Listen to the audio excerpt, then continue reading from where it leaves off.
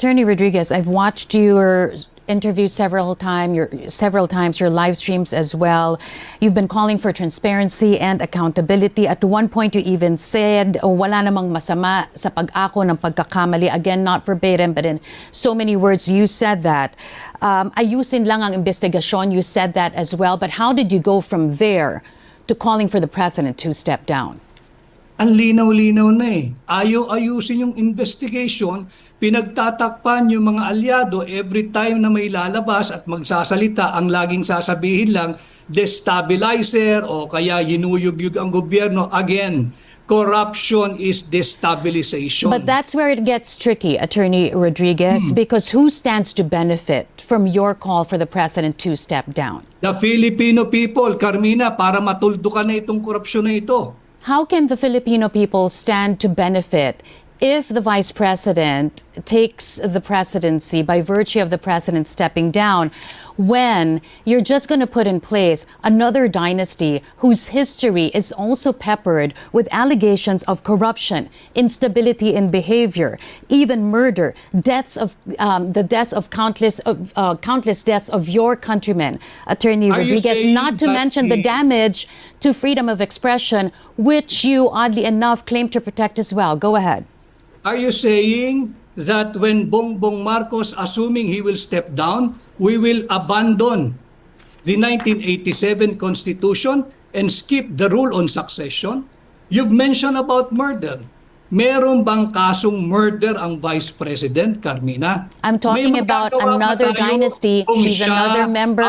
She's a family member of another dynasty. Na mas malaki ang boto sa Pangulo. Wala tayong magagawa ron.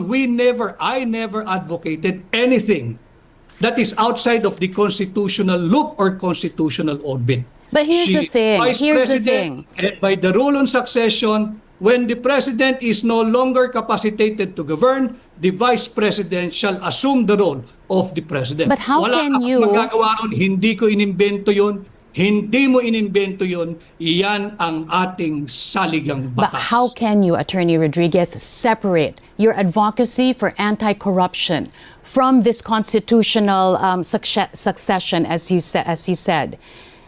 The Vice President, who stands to benefit from your call, is also mired herself in corruption allegations.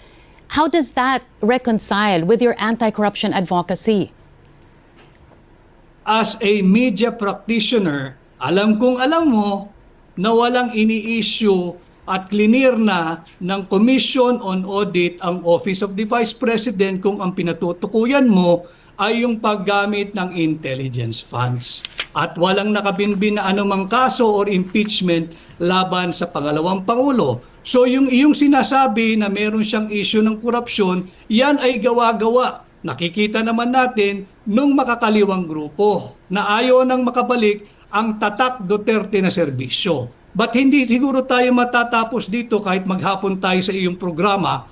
Ang aking tugon doon sa iyong katanungan, kung sakaling bumaba ang kasalukuyang Pangulo, naturalmente umiiral ang ating saligang batas, ang Vice Presidente ang siyang hahalili sa mababakanting posisyon. Wala akong magagawa doon, wala kang magagawa. Hindi natin pareho imbensyon yan. Iyan ay nakasulat, nakagarantiya at nakaukit sa ating 1987 Constitution. Again, people are saying, or at least there are groups who are saying, why stop at the president? Why not include the vice president as well?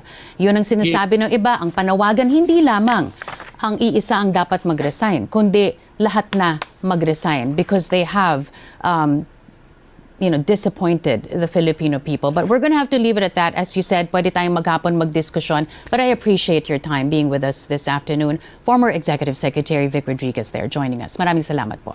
Salamat.